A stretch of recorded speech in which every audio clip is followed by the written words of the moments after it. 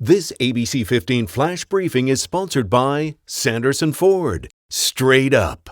Hi, I'm Steve IRVIN with your top stories from ABC15 Arizona. Maricopa County expected to certify election results tomorrow after a judge dismissed a lawsuit from the state Republican Party that would have seriously jeopardized our state's ability to certify our overall results by the November 30th deadline.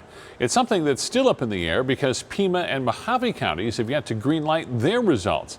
If that doesn't happen on time, Secretary of State Katie Hobbs says she will go to court to ensure it does. Keep in mind, to date, no court or election official has found any credible evidence of widespread voter fraud in our state. But State Senate President Karen Fann setting up a special email account to report proof of voting irregularities in the state. An update as Maricopa County Attorney Alistair Riddell recovers from a brain bleed and emergency surgery. She fell at home and hit her head, ending up in the hospital on election night.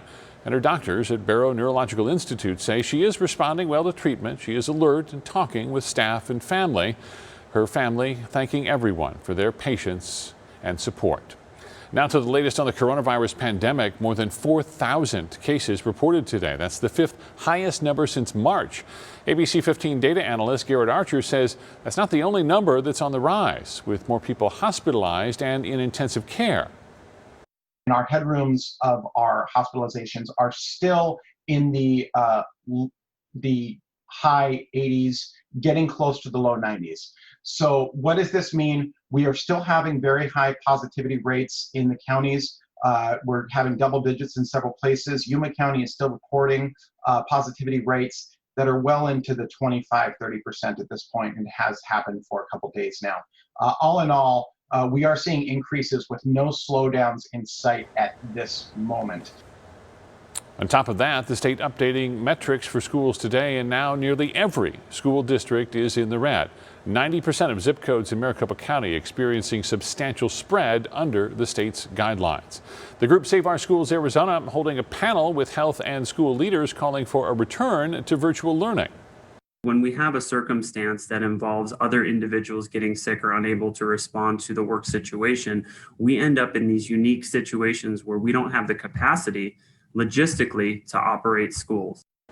Important to keep in mind, the state and county school dashboards only track cases in the community. To see if there is a case in a specific school, you have to check your district's dashboard.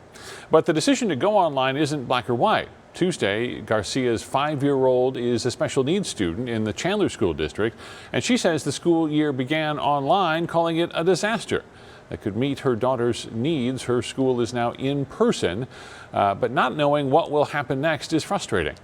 For me and my family, you're talking about a 5-year-old little girl who's, regressing instead of progressing. What I would like is for the schools to stay open. I think we should be putting more restrictions on restaurants and social gatherings. Parents and schools are paying the price, she says, for spread that's happening off campus. That is supported by state data showing the greatest spread is happening in the 20 to 44 age group. Arizona student athletes are now seeing their seasons impacted because of COVID-19. The AIA is postponing all winter sports until next year. Basketball, soccer, and wrestling seasons are now set to start January 5th. Schools will be required to start practicing 2 weeks before their first game. Other COVID-19 precautions include getting rid of pre- and post-game handshakes. As of now, fans will not be allowed in the stands.